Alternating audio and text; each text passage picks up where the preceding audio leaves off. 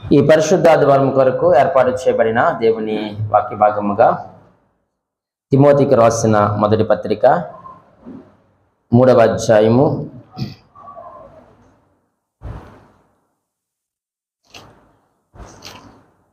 15-16 వచ్చినటువంటి సారాంశమును మనము ధ్యానం చేద్దాం.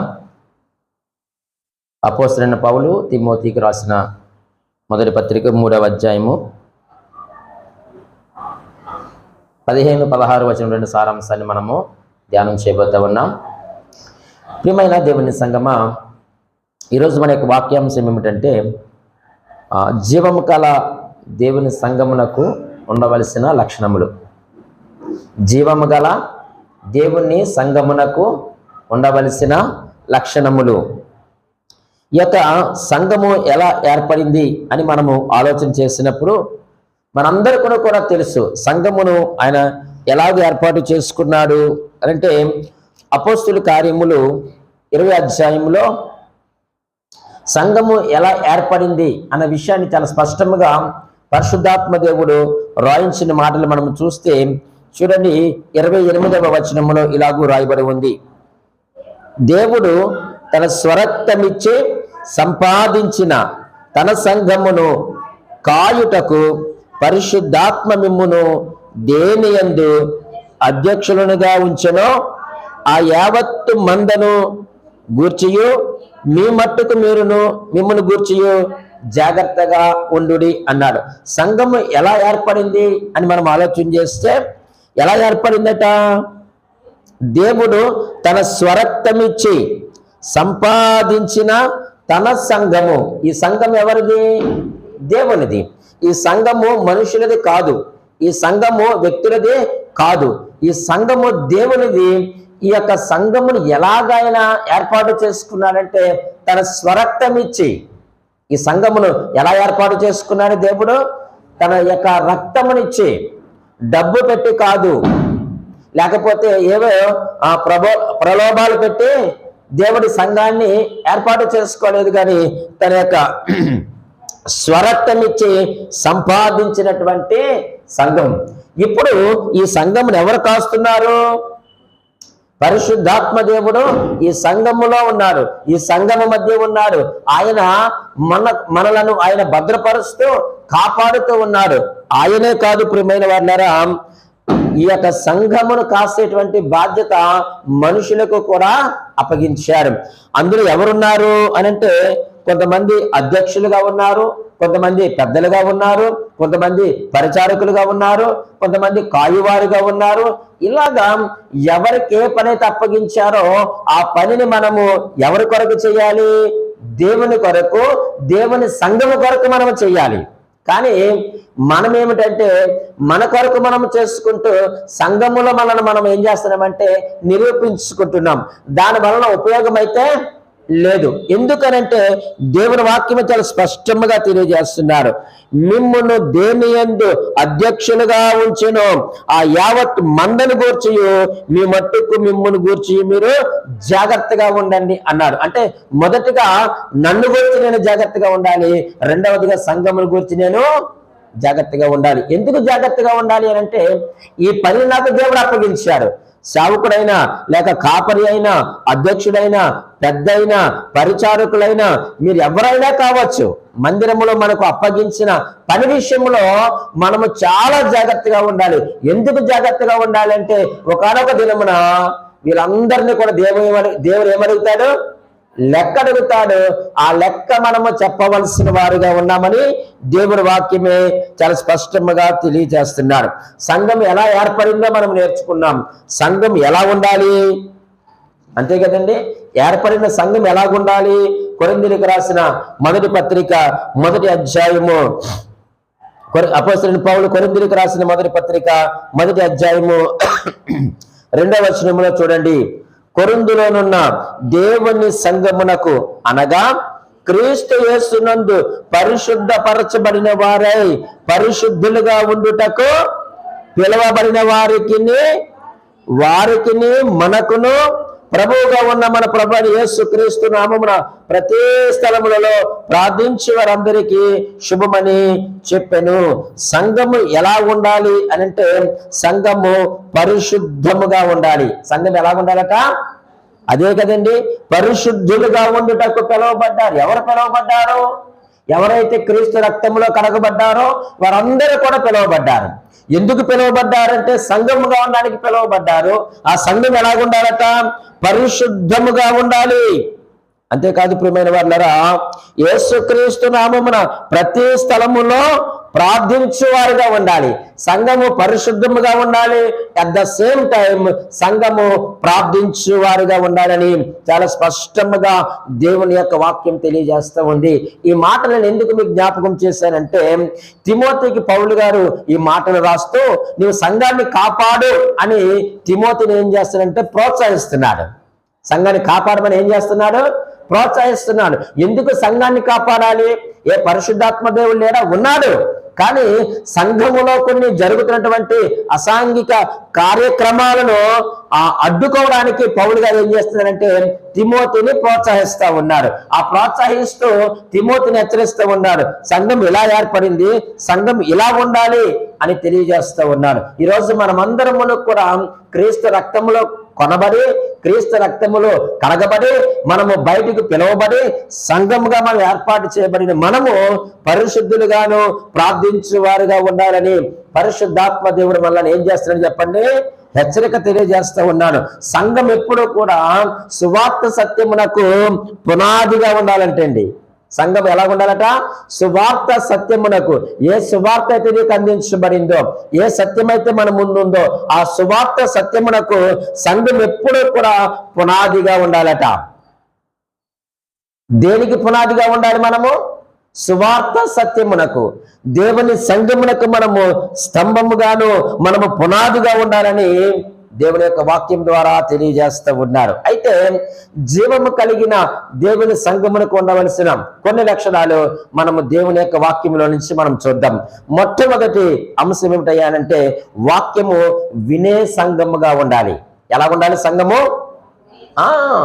వాక్యము వినే సంఘముగా ఉండాలి. అపోస్తుల కార్యములు 17వ అధ్యాయము 17వ అధ్యాయము 10-11 వచనాల్లో మంచి మాటలు రాస్తూ ఉన్నారు. వెంటనే సహోదరులు రాత్రి వేళ పౌలును శీలను బెరయాకు పంపించిరి. వారు వచ్చి యూదుల సమాజ మందిరములో ప్రవేశించిరి. వీరు దశలోనికలో ఉన్న వారందరికంటే గనులైందరు గనుక ఆసక్తితో వాక్యమును అంగీకరించిరి. చాలండి. ఈ బెరయా సంఘము కొరకు మాట్లాడుతూ వారు ఎటువంటి వారట? ఆసక్తి గలవారు. ఎందులో ఆసక్తి? అదే ఈరోజు మనకు చాలా ఆసక్తి ఉంటుంది. ఏ ఆసక్తి ఉంటుంది చెప్పండి?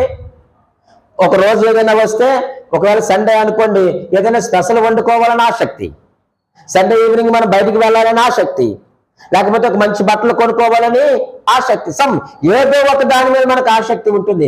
కానీ దేవుని యొక్క వాక్యం సెలవుస్తున్న మాట ఏమిటి అంటే ఆ బెరయా సంఘము కొరకు మాట్లాడుతూ వారు ఎటువంటి వారట? వాక్యమును పట్ల వారు ఆసక్తి కలిగిన వారట. ఈరోజు ఎందుకు వాక్యం పట్ల నువ్వు ఆసక్తి కలిగి ఉండాలి? ఎందుకు వాక్యం పట్ల ఆసక్తి కలిగి ఉండాలి చెప్పండి? వాక్యము మన బ్రతికిస్తుంది. ఆ వాక్యము మనకు జీవాన్ని ఇస్తుంది. ఆ వాక్యము మనకు నెమ్మదినిస్తుంది. ఆ వాక్యం మనకు తోడుగా ఉంటుంది. ఆ వాక్యం మనల్ని నడిపిస్తుంది. ఆ వాక్యమే మనల్ని బ్రతికిస్తుంది. కాబట్టి ఆ వాక్యమును వినే సంఘముగా ఉండాలి. అంత మాత్రమే కాదు, ఎవరు బోధించిన వాక్యం వినకూడదు. వినండి, కానీ ఆ వాక్యం అలా ఉన్నదో లేదో మనము చూడవలసిన అవసరం ఉంది. ఎందుకు చూడాలి పాస్టర్ గారు అనంటే అక్కడ వెంటనే కొనసాగించారన్నమాట. ఆసక్తితో వాక్యమును అంగీకరించి పౌలును శీలయును చెప్పిన సంగతులు అలాగను ఉన్నవో లేవో అని ప్రతిదినమును లేఖనములు ఏం చేస్తున్నారట? పరిశోధిస్తున్నారు. ఎందుకు వాక్యము జాగ్రత్తగా వినాలి? ఎందుకు ఆసక్తితో వినాలి అంటే ఎందుకు నువ్వు జాగ్రత్తగా వాక్యం వినాలి, ఆసక్తితో వాక్యం వినాలి అంటే ప్రతి బోధలోని సత్యము అది వాక్యానుసరమైనదో కాదో నువ్వు సరి చూడాలి. అపోస్తలుడైన పౌలు ఎఫెసీ సంఘానికి రాస్తూ 2వ అధ్యాయము, ఎఫెసీలకు రాసిన పత్రిక 2వ అధ్యాయం 20వ వచనాన్ని చదవండి. మీరు విశ్వాసము ద్వారా 2:20 కృపచేతనే రక్షింపబడి ఉన్నారు, ఇది మీ వలన కలిగినది కాదు. ఎఫెసీలకు రాసిన పత్రిక 2వ అధ్యాయం 20వ వచనం. క్రీస్తు యేసే ముఖ్యమైన మూలరాయి ఉండగా అపోస్తులను ప్రవక్తలను వేసిన పునాది మీద మీరు కట్టబడి ఉన్నారు. కాబట్టి ప్రతి బోధ కూడా ప్రియమైన వాళ్ళరా దేవుని వాక్యానుసారమైనదో కాదో మీరు ఏం చేయాలి? లేఖనాలు పరిశోధించాలి, పరిశీలించాలి. మీరు వినడమే కాదు, నేర్చుకోవడమే కాదు, దేవుని యొక్క వాక్యము వక్రీకరణకు అలాగే మార్పులకు గురి కాకుండా మనం ఏం చేయాలట? సంరక్షించుకోవాల్సిన అవసరత మనకుంది. ఈరోజు వాక్యాన్ని వక్రీకరిస్తున్నారు. ఇప్పటివరకు నేను చెప్పిన వారందరూ అదే, యెహోవా సాక్షులు అంటున్నారు, యేసుక్రీస్తు దేవుడు కాదంటున్నారు, యేసు నామములోనే బాప్తిసం అంటున్నారు. అరే ఇవన్నీ దుర్బోధన కాదా? దేవుని యొక్క వాక్యము వక్రీకరణకు గురి అవుతుంది కదా. కాబట్టి మనము వాక్యము వినే సంఘముగా ఉండాలి. ఆసక్తితో నువ్వు దేవుని యొక్క వాక్యాన్ని వినాలి. అలా ఉన్నదో లేదో ప్రతిదినము నువ్వు లేఖనాలు ఏం చేయాలి? పరిశోధించాలి. ఇందాక 146వ కీర్తనలో ఆరాధన హెచ్చరికలు అందిస్తా ఉన్నప్పుడు నేను దాన్ని చదువుతా ఉన్నాను. ఆయన బోధిస్తున్నారు కానీ నేను చదువుతా ఉన్నప్పుడు దేవుణ్ణి ఆరాధించడానికి 10 అంశాలు అక్కడ నాకు దొరికాయి. 6 నుంచి 9 వచనాలు అంతే. మీరు ఇంటికి వెళ్ళిన తర్వాత చదవండి, మీరు మరలా చదవండి. ఇంకా ఏమైనా కొత్త విషయాలు దేవుడు మీకు బోధిస్తాడేమో. నేను ధ్యానిస్తా ఉన్నప్పుడు 10 అంశాలు అక్కడ దేవుడు నాకు ఇచ్చాడు. నేను ఎందుకు ఈ మాట చెప్తున్నానంటే నన్ను నేను నిరూపించుకోవడానికి కాదు, కానీ ఆ యొక్క మాటలు అలాగున్నవో లేవో మనం ఏం చేయాలట? తూచా తప్పకుండా పరిశీలన చేయవలసిన వారిగా ఉన్నాం. యెషయా గ్రంథము 30వ అధ్యాయము 10వ వచనాన్ని చూడండి. యెషయా గ్రంథము 30 10వ వచనం.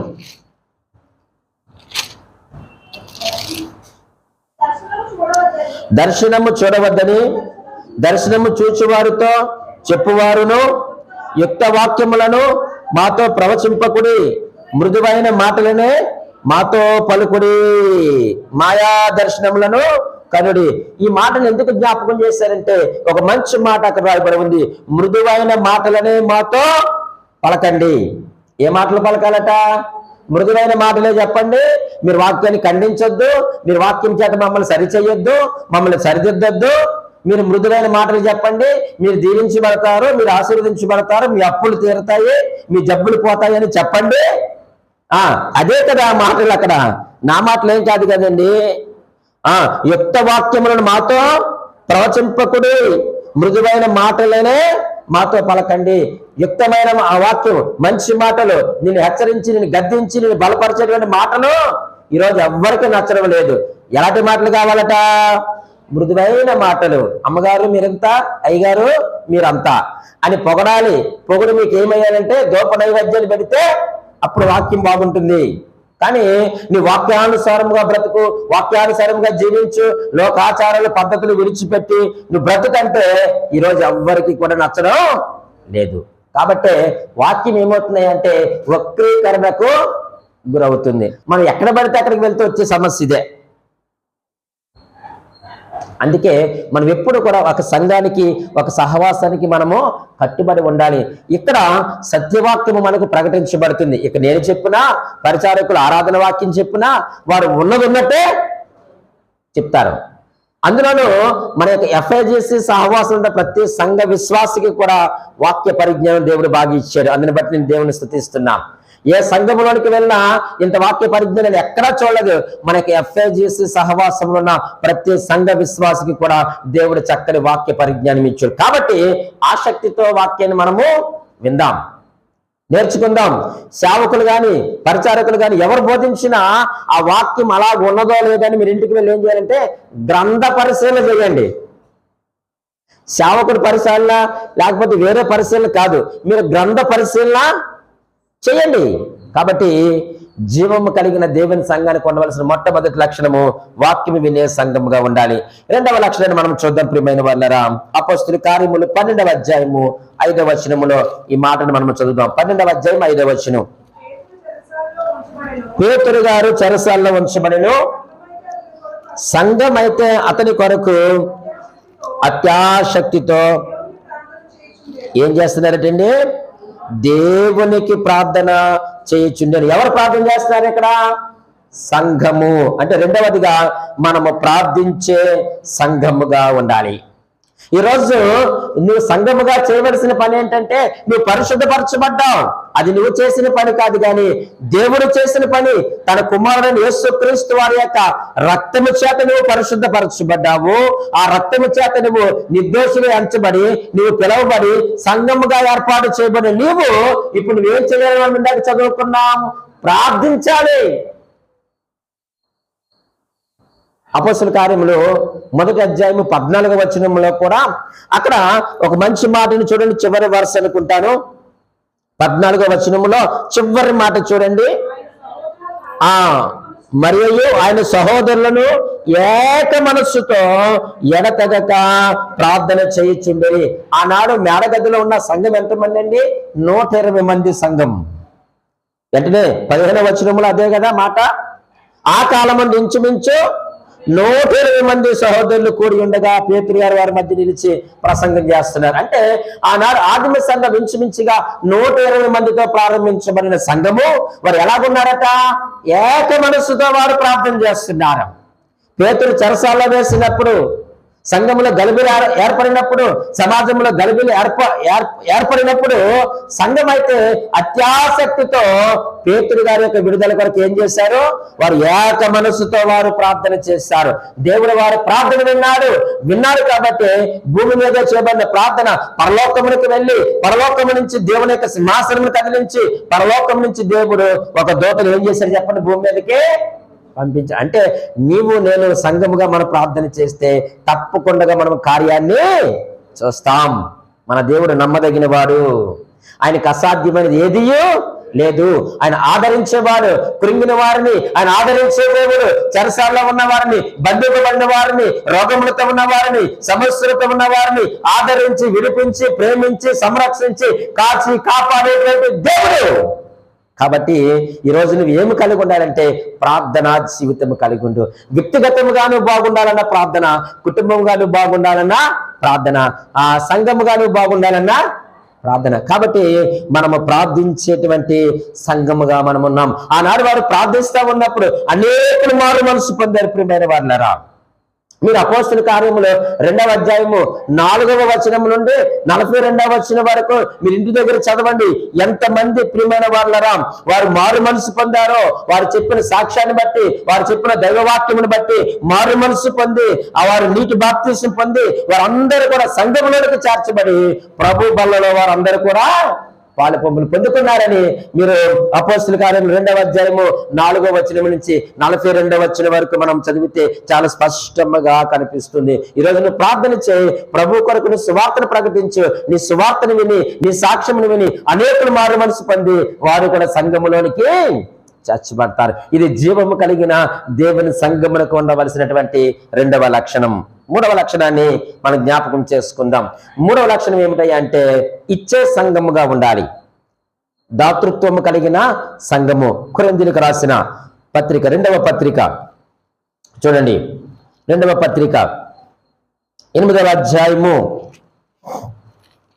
9వ అధ్యాయము 9వ వచనంలో కూడా 8వ అధ్యాయము 1వ వచనం నుంచి 9వ అధ్యాయము 15వ వచనం వరకు కూడా అక్కడ ఇవ్వడము గురించి రాయబడి ఉంది. ఈరోజు సంఘముగా మనము వాక్య వినే సంఘముగా ఉండాలి, ప్రార్థించే సంఘముగా ఉండాలి.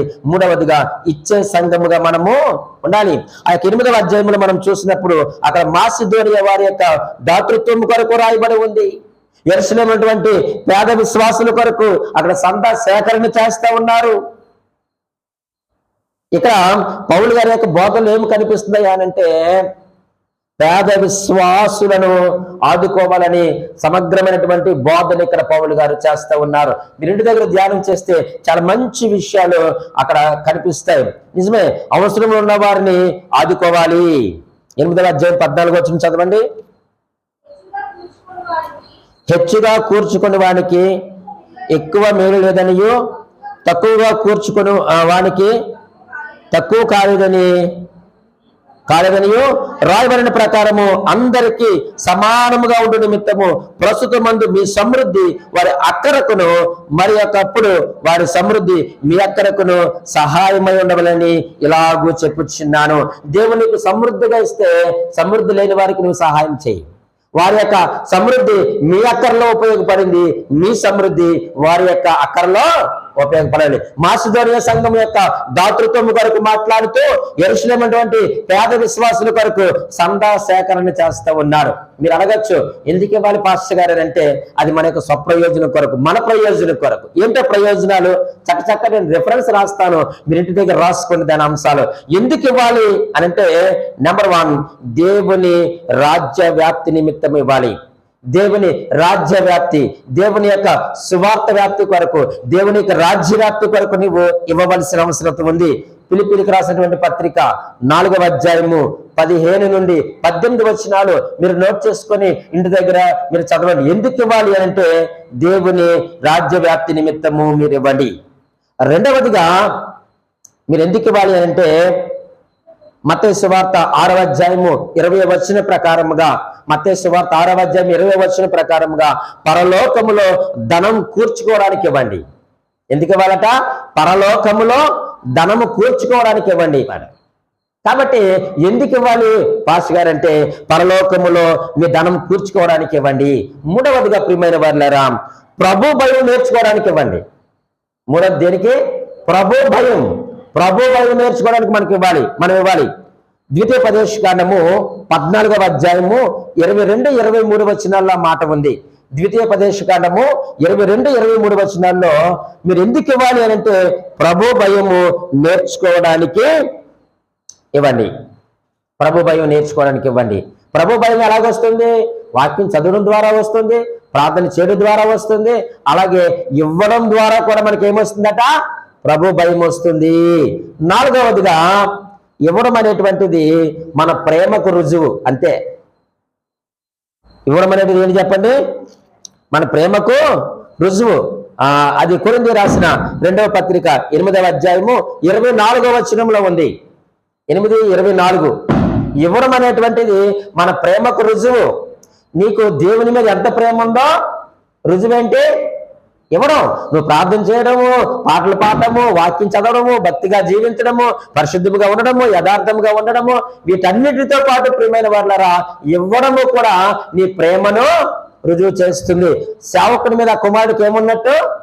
ప్రేమ ఉన్నట్టు. మరి దేవుని మీద నీకు ప్రేమ ఉన్నది అని అనడానికి రుజువు ఏంటంటే వాటితో పాటు ఇవ్వడము కూడా అది దేవుని యొక్క ప్రేమకు, నీ యొక్క ప్రేమకు అది రుజువు. 5వదిగా మనం ఆలోచన చేస్తే ఇవ్వడం అనేటువంటిది దేవుని పట్ల మన భక్తిని పెంచుతుందట. ఇవ్వడం అనేటువంటి దేవుని పట్ల మన భక్తిని పెంచుతుంది. నీ భక్తి పెరగాలంటే ఈ అంశములన్నిటితో పాటు ఇవ్వడము కూడా ఒక ప్రాథమికమైనటువంటి అంశము. అది మత్తయి సువార్త 6వ అధ్యాయము 21వ వచనంలో ఉంది. ఇవ్వడం అనేటువంటిది దేవుని పట్ల మన భక్తిని పెంచుతుంది. అది మత్తయి సువార్త 6వ అధ్యాయము 21వ వచనం. తర్వాత 6వదండి, 6వదా? సరే, 6వది ఎందుకు ఇవ్వాలి అని అంటే మన ఆర్థిక లావాదేవీల్లో దేవుని హస్తాన్ని తీసుకువస్తుంది. మన ఆర్థిక లావాదేవీల్లో ఎవరి హస్తం ఉండాలి? దేవుని హస్తం ఉండాలా, లేకపోతే బయట హస్తం ఉండాలా? లోకా సువార్త 6వ అధ్యాయము 38వ వచనంలో మాట ఉంది. నీ యొక్క లావాదేవీలలో, నీ కష్టార్జితంలో ఎవరి హస్తం ఉండాలంటే దేవుని యొక్క హస్తం ఉంటుంది. ఎప్పుడో తెలుసా? నువ్వు దేవునికి ఇచ్చినప్పుడు. నువ్వెంత తక్కువ సంపాదించుకున్నా, నువ్వెంత కష్టపడితే అంత దేవునికి ఏమిస్తంటే ప్రతిఫలాన్ని ఇస్తాడు. నిశ్చయముగా నీ చేతుల కష్టార్జితం నువ్వు దేవుని యొక్క హస్తాలు ఎప్పుడైతే అందులో ఉంటాయో అప్పుడు ఖచ్చితంగా నువ్వు సంపాదించింది నువ్వు హృదయపూర్వకంగా మనస్సు పూర్తిగా నువ్వు తింటావు. 7వదిగా మనం ఆలోచన చేస్తే ఎలా ఇవ్వాలంటే త్యాగభరితముగా మనం ఇవ్వాలి, స్వచ్ఛందంగా మనం ఇవ్వాలంట. త్యాగభరితంగా మనం ఇవ్వాలి.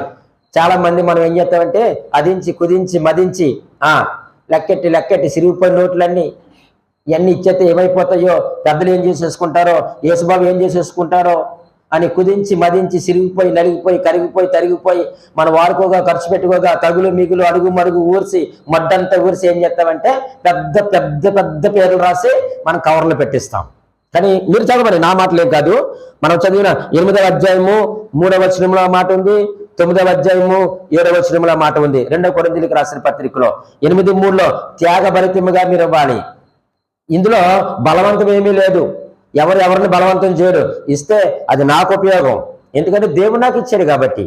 ఇంకొక మాట ఇక్కడ మీకు జ్ఞాపకం చేయనా, ఏదో నేను ఇస్తే దేవుడు నాకు ఇస్తాడు అన్న ఆలోచనతో మీరు ఇవ్వద్దు. దేవుడు నీకు ఇచ్చాడు కాబట్టి నీకు కలిగిన దాంట్లో ఏం చేయాలి, దేవునికి మనం ఇవ్వాలి. ఇది త్యాగభరితముగా ఉండాలి, అది స్వచ్ఛందముగా ఉండాలని 9వ అధ్యాయం 7వ వచనంలో మాట మనం చూస్తాం. కొరింథీయులకు రాసిన 2వ పత్రిక 9వ అధ్యాయము 7వ వచనం. అలాగే ధారాళంగా ఇవ్వాలట. ఎలాగివ్వాలి? ధారాళంగా ఇవ్వాలి. మనం కుదించి మదించి ఇవ్వకూడదు. ఇందాక అదే మాట చెప్పాను. ధారాళముగా నువ్వు ప్రభు ఎప్పుడైతే నువ్వు ప్రభువుకి ఇస్తారో అప్పుడు ఖచ్చితంగా మన యొక్క ఆర్థిక లావాదేవీల్లో దేవుని యొక్క హస్తము ఉంటుంది. చివరిగా ఇచ్చుటలో యేసుక్రీస్తు వారు మనకు ఆదర్శం. అంతే. ఇచ్చుటలో ఎవరు ఆదర్శం మనకు? యేసుక్రీస్తు వారు మనకు ఆదర్శం.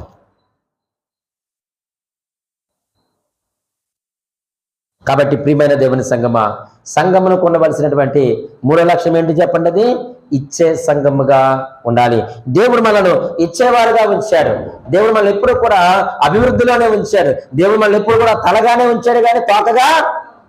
మనకు తెలుసు, మనం ప్రార్థన చేసేటప్పుడు ఆ మాటలన్నీ కూడా మనం వల్లిస్తాం. ప్రభా నన్ను తలగా ఉంచినందుకు నీకు వందనాలు అంటావు, కానీ ఇచ్చే సమయంలో అయ్యగారు మా దగ్గర ఏమున్నాయండి అంటాం. అంటే మిమ్మల్ని ఇమ్మని నేను అడగక చెప్తున్నాను మీకు ఉదాహరణకు. తీరు అడిగితే అయ్యగారు అంతంత మాత్రమే అంటారు. కానీ మీ ప్రార్థన ఏం చేస్తారు? ప్రభా మమ్మల్ని తలగా ఉంచావు, నీ కొందనాలు ప్రభు అంటాం. ఇచ్చే సమయం వస్తే మనం ఏమైపోతాం? తోకలైపోతున్నామా? మీరు అలా ఉండకూడదనే దేవుని వాక్యం హెచ్చరిస్తా ఉంది. కాబట్టి ఇచ్చుటలో యేసుక్రీస్తు వారు మనకు ఆదర్శం. ఏమి ఇచ్చాడు ఆయన? తన ప్రాణాన్ని ఇచ్చాడు మన కొరకు. ఏ మంచి లేని మన పైన ఆయన మంచితనాన్ని చూపించాడు. చెడ్డవారమే మనం ఉండగా కూడా మన పైన ప్రేమ చూపించి తన ప్రాణముని ఇచ్చాడు, తన యొక్క రక్తాన్ని కార్చాడు, తన శరీరాన్ని అప్పగించాడు, తన యొక్క తలను ఇచ్చాడు, తన ప్రక్కనిచ్చాడు, అరచేతులు ఇచ్చాడు, కాళ్ళు ఇచ్చాడు. సమస్తాన్ని ఆయన స్వచ్ఛందముగా త్యాగపూరితముగా మనకు సమర్పించుకున్నాడు. మరి నువ్వు అదే త్యాగపూరితముగా స్వచ్ఛందముగా దేవునికి నీ హృదయాన్ని ఇవ్వగలుగుతున్నావా? అదే త్యాగపూరితముగా స్వచ్ఛందంగా నీ సంపాదనలో దేవునికి ఇవ్వగలుగుతున్నావా? ఇచ్చి చూడు, దేవుని యొక్క కార్యాలను చూస్తాం. 4వదిగా మనం ఆలోచన చేద్దాం. జీవము కలిగిన దేవుని సంఘమును ఉండవలసిన మరొక లక్షణం ఏమిటంటే ఆ సంఘము ప్రాణం పెట్టే సంఘముగా ఉండాలి. సంఘం ఎలా ఉండాలి? ప్రాణం తీసే సంఘంగా ఉండాలా? ప్రాణం పెట్టే సంఘంగా ఉండాలా? ప్రాణం పెట్టే సంఘముగా ఉండాలి. చూడండి, మనందరూ కూడా తెలుసు, అపోస్తలుల కార్యములు 8వ అధ్యాయము మొదటి 3 వచనాల్లో మనం ఆలోచన చేస్తూ ఉన్నప్పుడు ఆ మాట చదువుదామా? ఒక మాట చదవండి. ఆ కాలమందు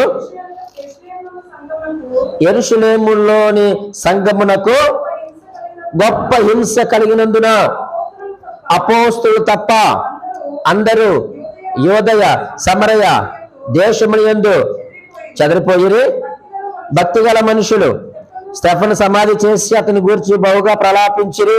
అయితే సౌలైతే ఇంటింటా వచ్చి పురుషులను స్త్రీలను ఈడ్చుకొని పోయి చెరసాలలో వేయించి సంఘమును ఏమి చేయచుండెను? పాడు చేయచుండెను. ఆ యొక్క పరిస్థితులు మనం చూస్తూ ఉన్నప్పుడు సంఘము హింసించబడతా ఉంది, సంఘము బాధించబడతా ఉంది. సంఘానికి వ్యతిరేకమైనటువంటి వ్యతిరేకతలు చెలరేగి గొప్ప హింస చెలరేగింది. ఆ యొక్క హింసకు నాయకుడు ఎవరండి? సౌలు. అక్కడ ఆ 10వ వచనం, ఆ 7వ అధ్యాయము చివరి వచనంలో మనం చూసినప్పుడు అక్కడ స్టెఫను గారు రాళ్లతో కొట్టబడి ఉన్న సందర్భం మనం చూస్తూ ఉన్నాం. ఆ కాలమందు అంటే సంఘము హింసించబడుతున్నటువంటి కాలమందు, అటువంటి ఆ కాలమందు సంఘ బిడ్డలు ఎలాగున్నారట? ప్రాణం ఇచ్చేవారిగా ఉన్నారు. మరి అక్కడ స్టెఫను ప్రాణం పోలేదండి? స్టెఫను ప్రాణం పోలేదా? స్టెఫను గారి యొక్క ప్రాణం పోయింది. ఆ యొక్క హింసకు నాయకుడిగా సౌలు గారు ఉన్నారు. ఆయన చాలా క్రూరంగా ప్రవర్తిస్తూ ఉన్నాడు. హింస చాలా తీవ్రంగా ఉంది. ఎంత తీవ్రంగా ఉందయ్యా అంటే చూడండి, స్త్రీ పురుషులందరినీ కూడా ఏం చేస్తున్నారు? ఈడ్చుకొని పోతున్నారట. ఈడ్చుకొని పోవడం మట్టుకే కాదు ప్రియమైన వాళ్ళారా, చెరసాలలో వేసి బంధించేస్తున్నారట. మరలా ఒకసారి 22వ అధ్యాయము 19వ వచనం చదువుదాం. అపోస్తలుల కార్యములు 22వ అధ్యాయము 19వ వచనంలో మంచి మాట చూడండి. అందుకు నేను, ప్రభువా, ప్రతి సమాజ మందిరములోను నీ యందు విశ్వాసముంచిన వారిని నేను చెరసాలలో వేయుచు కొట్టుచునుంటునని వారికి బాగుగా తెలియను. మరియు నీ సాక్షి అయిన స్తెఫను రక్తము చిందింపబడినప్పుడు నేను కూడా దగ్గర నిలిచి అందుకు నేను ఏమి చేసి తినే. ఇక్కడైతే ఒప్పుకున్నాడు, కానీ ఇక్కడైతే సంఘాన్ని సౌలు ఏం చేశారు చెప్పండి? హింసించాడు. స్త్రీలను పురుషులను ఈడ్చుకొని పోయాడు. గర్భిణీ స్త్రీలను గర్భాన్ని చీల్చేశాడు, శిరచ్ఛేదనం చేశాడు. వృద్ధులని, పెద్దలని, పసిపిల్లని ఏ భేదము లేకుండా ఆనాటి సంఘమునకు హింసలు వచ్చాయి. ఆ హింసల్లో కూడా దేవుని ప్రజలు ప్రాణం ఇచ్చేవారిగా ఉన్నారు. ప్రియమైన దేవుని సంఘమా, ఒక మాట మీ జ్ఞాపకం చేయనా? చదవండి, మార్కు సువార్త 10వ అధ్యాయము 45వ వచనంలో ఒక మంచి మాట ఉంటుందండి. 10వ అధ్యాయము 45వ వచనంలో చూడండి. మనుష్య కుమారుడు పరిచారము చేయించుకునేటకు రాలేదు, కానీ పరిచారము చేయుటకును అనేకులకు ప్రతిగా విమోచన క్రయధనముగా తన ప్రాణం ఇచ్చుటకు వచ్చినని చెప్పాను. ఈరోజు ఇచ్చుటలో యేసుక్రీస్తు వారు ఆదర్శం అనుకున్నాం. ప్రాణం పెట్టుడులో కూడా మనకు ఆదర్శం ఎవరు చెప్పండి? ప్రభువైన యేసుక్రీస్తు వారు. ఆయన అంటున్నాడు, నేను పరిచారము చేయించుకోవడానికి రాలేదు, కానీ పరిచారము చేయడానికి నేను వచ్చాను. అనేకుల కొరకు ప్రతిగా విమోచన క్రయధనముగా నా ప్రాణమును పెట్టడానికి నేను వచ్చాను. ఈరోజు యేసుక్రీస్తుని మనము మాదిరిగా తీసుకుంటే మనము ప్రాణం ఇచ్చే సంఘముగా మనము ఉండాలి. ఒక గొప్ప మాట ఏంటో చెప్పమంటారా? ఈ యొక్క సంఘము ఈ యొక్క హింసల్లోనే ప్రియమైన దేవుని సంఘమా ప్రేరేపించబడి అంతకంతకు సువార్తను వారు ప్రకటించుకుంటే వారు వెళ్ళిపోయారు. అంటే హింసల వారిని కృంగతీయలేదు, కానీ హింసల వారిని ప్రేరేపించాయి, హింస వారిని బలపరిచింది, ఇంకా ప్రభువులో స్థిరపరిచి అనేకులకు సువార్తను ప్రకటించడానికి ఆయా పట్టణానికి ఏమైపోయారట? చెదిరిపోయారు. అక్కడి నుంచే ఫిలిప్పు గారు ఎక్కడికి వెళ్ళిపోయారంటే సమరయ పట్టణానికి వెళ్ళిపోయారు. అలాగే అనేక దేశాలకు, యోదయ, సమరయ, గలిలయ ప్రాంతాలకు ఆ స్థలంలో నుంచి చెదిరిపోయారు. ఆనాటి హింస సంఘాన్ని ఎక్కడా కూడా అణిచివేయలేదు, కానీ సంఘ విస్తరణకు, సంఘము ఇంకా అభివృద్ధి చెందడానికి, సువార్త ప్రకటించడానికి ఆనాడు ఆ యొక్క హింస కారణమయ్యింది. ఈరోజు మనకు వచ్చేటువంటి హింసలు, అవమానాలు, ఇబ్బందులు, కష్టాలు ఇవేమీ కూడా సంఘాన్ని అణిచివేయలేవు. ఈ సత్యాన్ని మీరు గమనించాలి. ఈరోజు గవర్నమెంట్ నుంచి చాలా వ్యతిరేకతలు వస్తున్నాయి. సువార్త చెప్తే ఊరుకుంటున్నారా? చంపుల మీద కొడుతున్నారు, పేరనీళ్ళు వేసేస్తున్నారు. అయినా సరే ఎక్కడ కూడా సువార్త ఆగిపోలేదు. సువార్త ప్రకటించబడుతుంది. కారణం ఏమిటంటే ఈ మాటలను యేసుక్రీస్తు వారిని మనం ఆదర్శంగా తీసుకున్నప్పుడు నీవు నేను కూడా సువార్తను ప్రకటిస్తాం. జీవం కలిగిన దేవుని సంఘమునకు ఉండవలసిన 4వ లక్షణం ఏమిటంటే ప్రాణము పెట్టే సంఘముగా ఉండాలి. ఈరోజు స్తెఫను దేవుని కొరకు, దేవుని సంఘము కొరకు తన ప్రాణాన్ని పెట్టాడు. తర్వాత పౌలు గారు కూడా హతసాక్షి అయిపోయారు అనుకోండి. అలాగే పేతురు, యాకోబు, ఫిలిప్పు వీళ్ళందరూ కూడా 12 మంది అపోస్తలులు కూడా ఏమైపోయారు చెప్పండి? హతసాక్షులుగా చేయబడ్డారు. మరి ఈరోజు దేవుని కొరకు, ఆత్మల కొరకు, సువార్త కొరకు నువ్వు ప్రాణం పెట్టే సంఘముగా నువ్వు ఉన్నావా? దేవుని సువార్త కొరకు నువ్వేం త్యాగం చేయడానికి సిద్ధంగా ఉన్నావు? ఈరోజు మీకు మరొక గొప్ప విషయాలు జ్ఞాపకం చేస్తాను. మనం విన్న మాటలే కానీ ఒక మాటలు ముగించుకుందాం. మనం చూడండి, ఫిలిప్పీలకు రాసిన పత్రికలో ఒక 2 వ్యక్తుల్ని అక్కడ మీకు చూపించి నేను ముగిస్తాను. ఫిలిప్పీలకు రాసిన పత్రిక 2వ అధ్యాయము 19-20 వచనాలు చదవండి. 19-20. నేనును మీ క్షేమము తెలుసుకొని ధైర్యం తెచ్చుకునే నిమిత్తము తిమోతిని శీఘ్రముగా మీ వద్దకు పంపుటకు ప్రభువు అయిన యేసునందు నిరీక్షించుచున్నాను. మీ క్షేమ విషయమై నిజముగా చింతించువాడు అతని వంటి వారెవరు నా యొద్ద లేడు. ప్రాణం పెట్టే సంఘములో ఒక వ్యక్తి ఉన్నాడండి. తిమోతి కొరకు మాట్లాడుతున్నాడు. తిమోతిలో ఉన్నటువంటి దైవ లక్షణం ఏమిటి చెప్పమంటారా? మీ కొరకు చింతించుచున్నాడు. మీ కొరకు ఏం చేస్తున్నాడు ఆయన? ఆ మీ క్షేమ విషయమై నిజముగా చింతించేవారు. ఈరోజు ప్రియమైన సహోదరి సహోదరుడా, ఈ రోజు నువ్వు సంఘ క్షేమము కొరకు నువ్వు చింతిస్తున్నావా? తిమోతి చింతిస్తున్నాడట. ఈరోజు ఒక సేవకుడిగా నేను సంఘము కొరకు చింతిస్తున్నా లేదని నేను ప్రశ్న వేసుకోవాలి. ఒక పెద్దగా, పరిచారకుడిగా, విశ్వాసిగా, ఒక సహోదరుడిగా నీవు దేవుని సంఘమును గూర్చి నశించిపోతున్నటువంటి ఆత్మల కొరకైనటువంటి చింత నీలో నాలో ఉంటే నీవు నేను కూడా తిమోతి గారి వలె దైవ లక్షణము కలిగిన వారము, లేకపోతే దయ్యపు లక్షణం కలిగిన వారు. అంతే. ఈరోజు సంఘం కొరకు నువ్వు ప్రాణం పెట్టడం అంటే సంఘము కొరకు నువ్వు చింతించాలి. నువ్వు నశించిపోతున్న ఆత్మల కొరకు, వెనకకు జారిపోతున్న వారి కొరకు, ఉజ్జీవింపబడి వెనకకి జారిపోయిన వారి కొరకు నువ్వు చింతించు, వారి కొరకు ప్రార్థించు. తిమోతి అదే చేస్తున్నాడని పౌలు గారు ఫిలిప్పీ సంఘానికి రాస్తూ ఇదిగో మీ వద్దకు పంపిస్తున్నాను. ఎందుకో తెలుసా? మీ క్షేమము కొరకు చింతించువారు ఎవరైనా ఉన్నారంటే ఎవరు? తిమోతి మాత్రమే అని ఒక చక్కని సాక్ష్యము తిమోతి కొరకు పౌలు గారు మాట్లాడుతున్నారు. ఈరోజు నీ సాక్ష్యం, నా సాక్ష్యం ఏంటి? మరొక వ్యక్తిని అక్కడే మీకు చూపిస్తాను. మరలా అదే 2వ అధ్యాయము 26వ వచనములో మనం చూస్తే, అతడు రోగి అయినని మీరు వింటుని గనుక అతడు మిమ్మల్ని అందరినీ చూడ మిగిలిన అపేక్ష గలవాడే విచారపరుచున్నాడు అన్నాడు. 30వ వచనములో, నా ఎడల మీ ఉపచర్యలో ఉన్న కొదువును తీర్చుటకై అతడు తన ప్రాణములైనను లక్ష్య పెట్టక క్రీస్తు యొక్క పని నిమిత్తము చావునకు సిద్ధమై ఉండెను గనుక పూర్ణ ఆనందముతో ప్రభువునందు అతన్ని చేర్చుకొని అట్టి వారిని గణపరచుడి అన్నాడు. ఎవరైనా? ఎపఫ్రోదీతు కొరకు మాట్లాడుతున్నాడు. 25వ వచనములో ఎపఫ్రోదీతు ఎలా ఉన్నట? ప్రాణార్పణము చేయడానికి సిద్ధంగా ఉన్నాడు. దేని కొరకు? సేవ కొరకు, పరిచర్య కొరకు. అదే మాట్లాడు కదండి, పని నిమిత్తము చావునకు సిద్ధమై ఉండెను. ఏ పని? సువార్త పని కొరకు చావడానికి సిద్ధముగా ఉన్నాడు.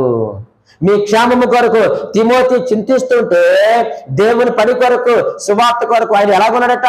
ఆరోగ్యంగా ఉన్నాడండి. ఆయన రోగి అయి ఉన్నాడట. రోగముతో బాధపడుతున్నాడు. బహుశా ఆయన మంచం మీద నుంచి లేవలేని పరిస్థితుల్లో ఉన్నాడేమో, ఇక బ్రతకడేమో, చివరి దశలో ఉన్నాడేమో. అటువంటి పరిస్థితుల్లో కూడా ఎపఫ్రోదీతు ఏమన్నాడో తెలుసా పౌలు గారు? దేవుని పని నిమిత్తము ఆయన చావునకు సిద్ధపడి ఉన్నాడు. ఈరోజు నువ్వు దేని కొరకు సిద్ధపడి ఉన్నావు? ఆమేనంటే వెళ్ళిపోవడానికా? ప్రార్థన అయిపోయిందంటే మనం వెళ్ళిపోవడానికి సిద్ధంగా ఉన్నామా? ఆలోచన చేయండి.